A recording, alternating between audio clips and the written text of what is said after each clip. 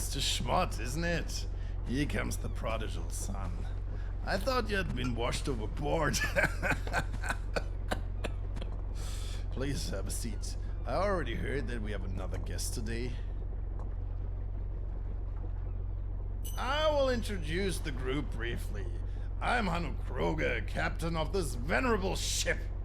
The gentleman over there is my highly esteemed companion, Dr. Frederick Colwick. And to my right, we have Mrs. Kirsten van Groot.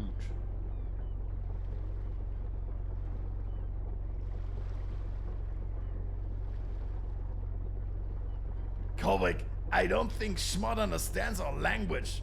Probably comes from abroad. You can respond to people with archetypal statements.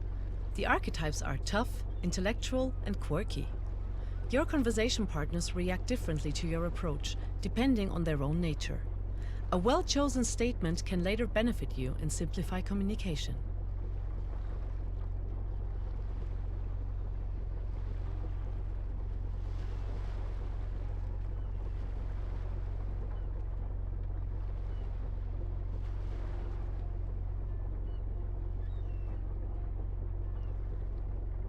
Say, boy, have you ever hit your head really hard somewhere, somehow?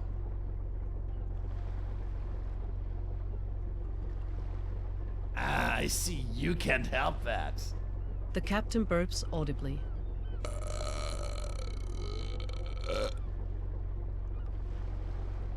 The back. At first it was just a pulling in the spine or whatever the damn thing is called, but eventually it got really bad. The feet, that's what we call the doctor here. He pulled out his potions, and little did you know, I was standing straight on deck, like a young sailor's rod on the first entry into the golden corner at the port. You understand? When the pain comes back, I have the bottle in my hand, and everything is fine. Hanno, I've told you this several times. Morphine is a very strong medication that should not be overused. I'm just annoyed. Since these incompetent lads are in the crew, nothing works anymore. Only Piepenbrink is useful. I ordered him to lead the crew. They are all like women, almost useless. You always have to keep the door to my cabin locked, because everyone here is a horse before the Lord.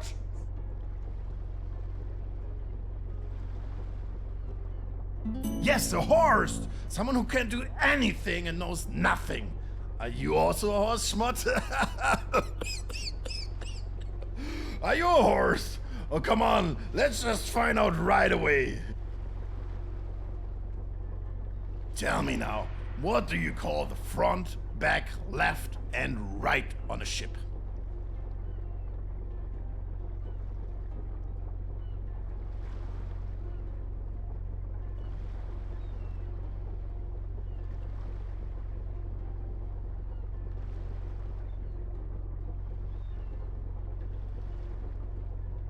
Correct. Not bad. And now tell me the following. What is grog?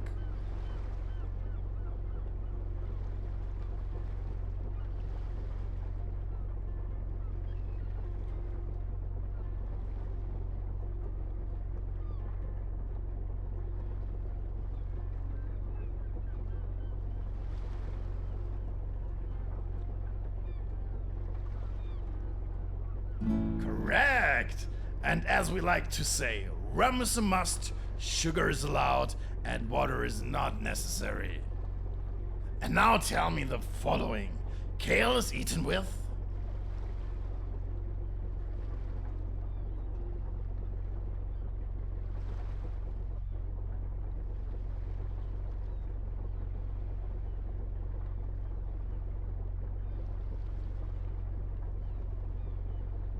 Correct. You can also see it in your mind's eye, can't you? Delicious pinkle. Well, now for something simple to relax. Everyone should actually know this. The 5 most important sailor's knots are clove hitch, sheep bend, figure 8 knot, reef knot, and...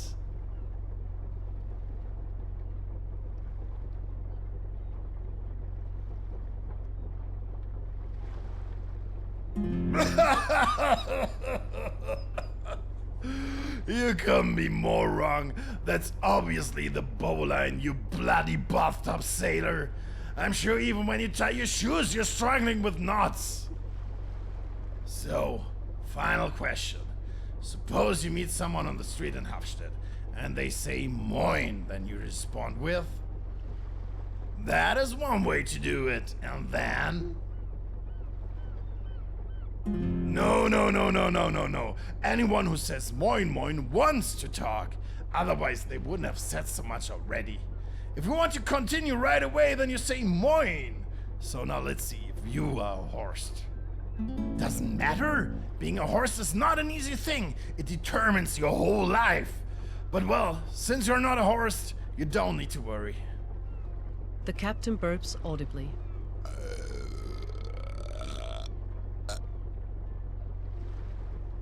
I just want to quickly come back to the crew. It just disgusts me. Don't you know that? Schmidt, you! Sometimes you think it might be the easy thing to just fall into...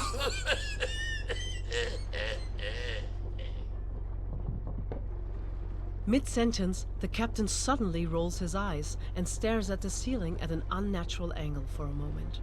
His hands move to his chest as he suddenly collapses inward and loses consciousness, hitting the plates in front of him.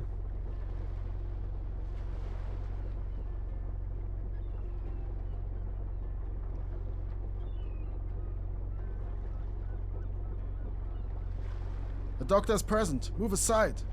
Holy Mary! Is he dead? For heaven's sake! Now it's really time. I just said it. One of you must fetch my doctor's bag. Quick! My heart... I can't. I need to smoke first. My nerves are about to shatter. I'm leaving. I can't bear to watch this. Schmidt, you fetch the bag. Hurry up! My cabin is on the lower deck. Just follow my vomit.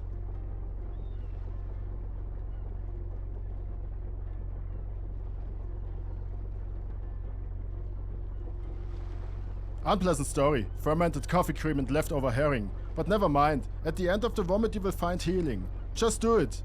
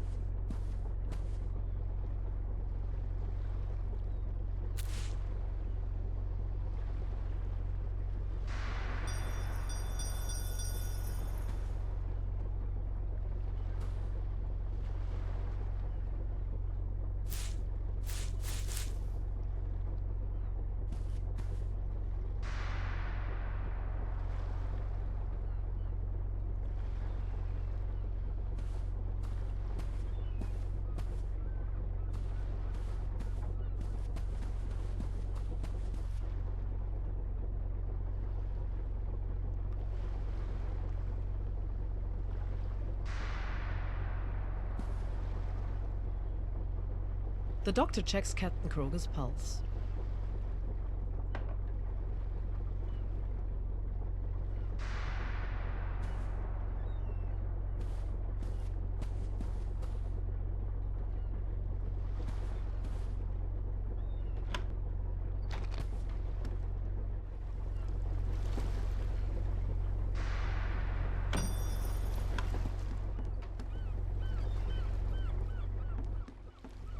That's how it is.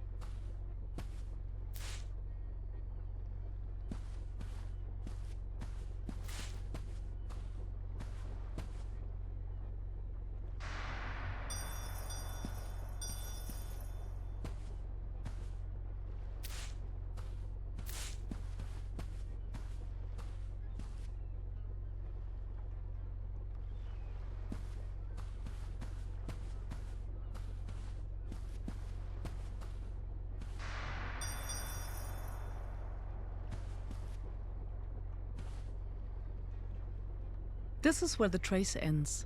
This must be the doctor's cabin.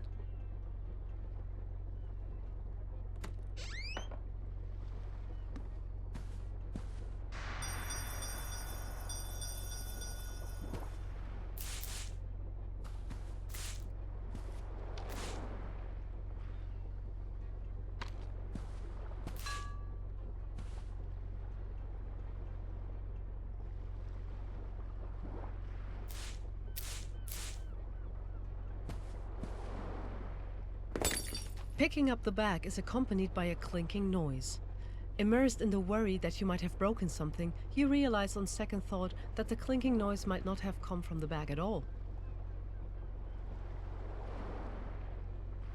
The origin of the clinking fades away as your eyes confront you with something for which even the doctor's bag is of no use, namely, a sea of flames making its way through the cabin door into the interior.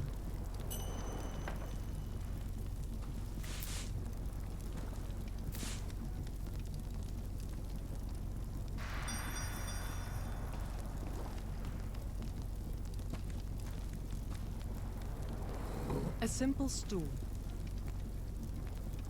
The stool appears to be made extremely simply. Although everything around you is going up in flames, you can't help but have a thought.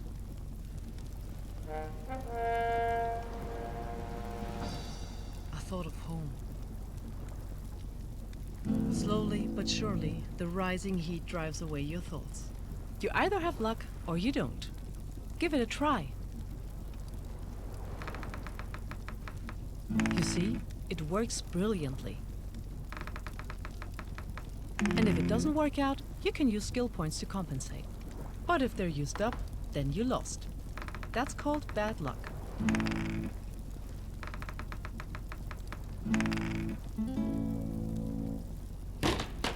You let the stool shatter under.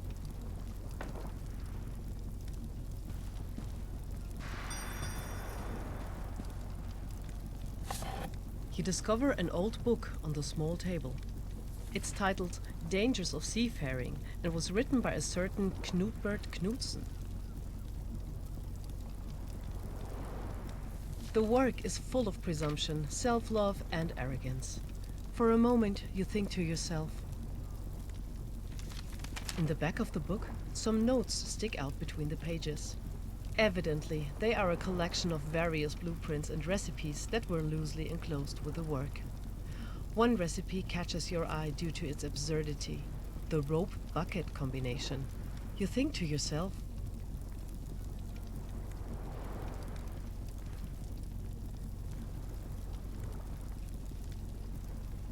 in your mind's eye, a blurry illusion takes shape. You see the church tower, the long fence surrounding the cow pasture, and the inn in the distance. And at the center stands...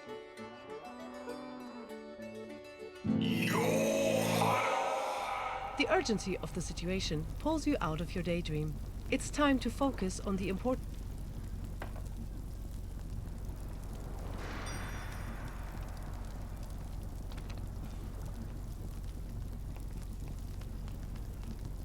Flames lick directly in front of the door, and the smoke fills your lungs. There is no way through the flames without help.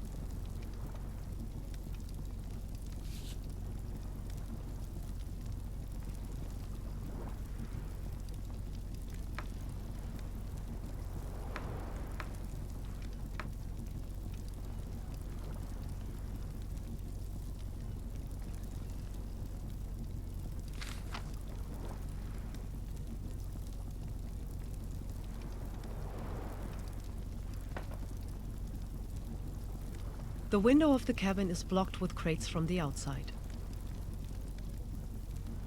Thick glass fills the frame. The pane shatters and the way out is clear, theoretically. However, there is practically no room for a body, as almost everything is covered with crates. Climbing out is not an option, but the water is within reach. The window of the cabin is blocked with crates from the outside.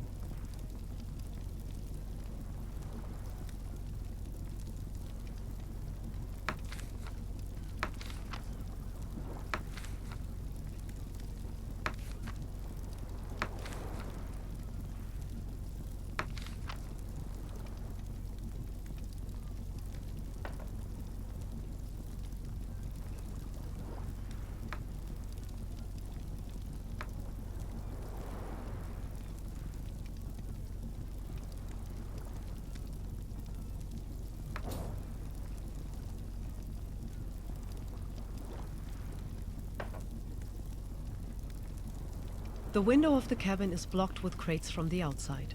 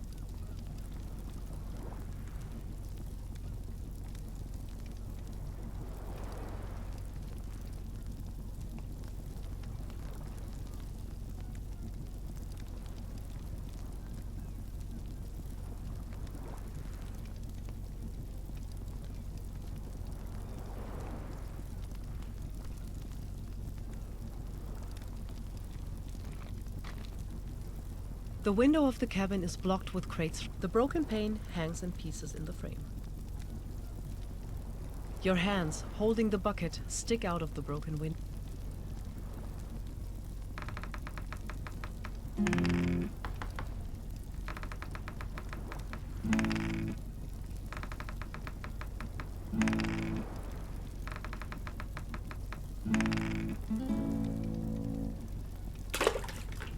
It worked!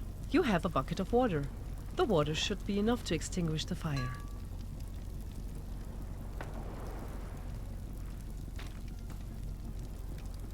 Flames lick directly in front of the door and the smoke fills. There is no way through the flames without help.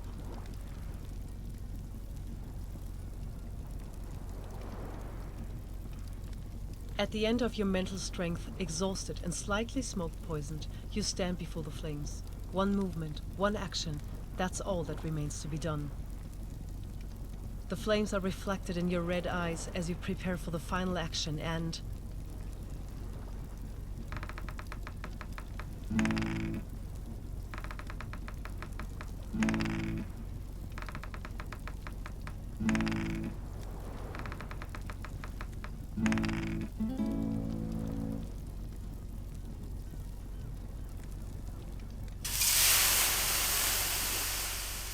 The water hits the fire with utmost precision. The flames fade away and the nightmare is over.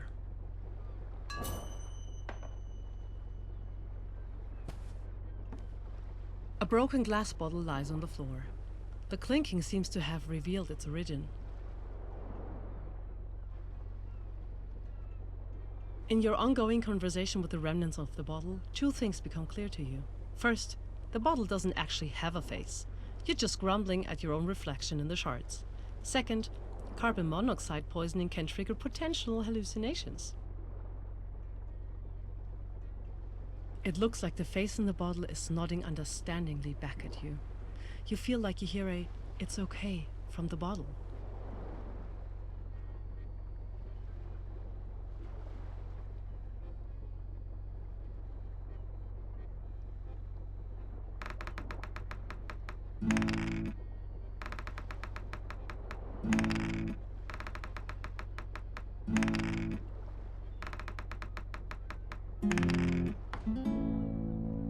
The way the shards are scattered on the ground leaves no doubt that it was thrown with great force.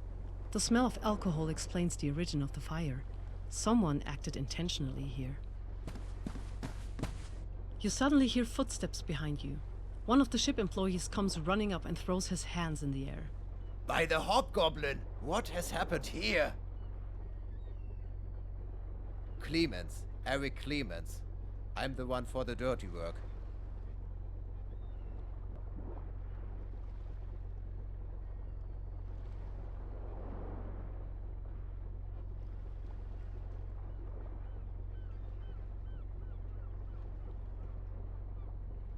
And then you put out the fire all by yourself? Respect. Still, I'm the poor sort who has to clean up the whole inferno here. Did the fire come from this bottle? What a mess. It doesn't just ignite on its own, does it? The captain will punch me in the face if he finds out. What do you mean by that?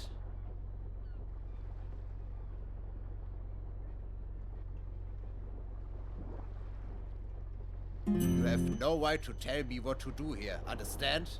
Who are you anyway? Yes, and who is left again with all this mess? Me. Just look at my hands. Closed witnesses of the two-class society.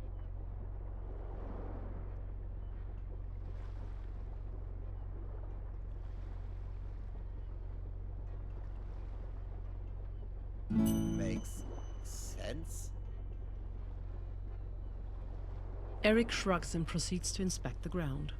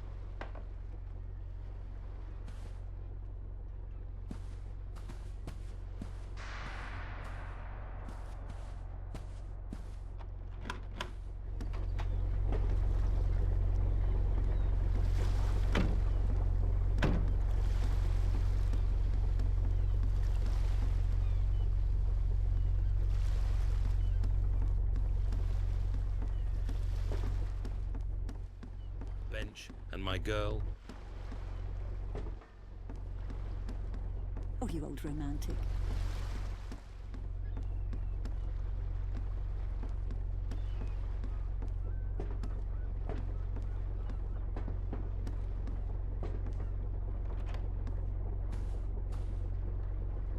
The doctor checks Captain Kroger's pulse. Excellent, thank you. I cannot promise that I can save the captain, but I will do everything within my power. I don't have much with me, so we need to reach land quickly. For heaven's sake! Is the ship on fire?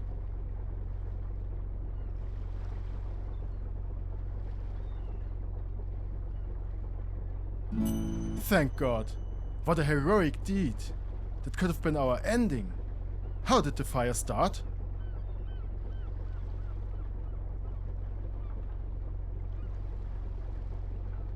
That sounds like an outrageous attempt to stop you, or even me. I'm afraid something is not quite right here. While you were getting the bag, I continued to inspect Kroger. Despite his alcoholism and physical ailments, he's a tough man with a strong body. From a medical point of view, it is naturally possible that alcohol is to blame. But I have known and treated this man for quite some time now. Alcohol does not kill him. Therefore, I'm thinking of an attempted murder. It would be a possibility. What do you think? Exactly. I will stay by his side. Please, quickly, get the morphine from the captain's cabin. It's the door with the steering wheel, just behind the large bar. I found the keyring in his jacket pocket. Take it. He stores the morphine in a large wooden chest. Let's hope it improves his condition.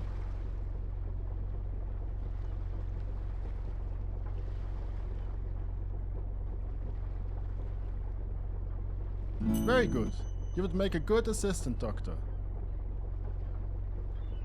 I can't say, but of course I will do everything within my power. Your help is of great importance to save his life. Be careful and look around everywhere. You must be vigilant. And now, off you go. The doctor checks Captain Kroger's pulse.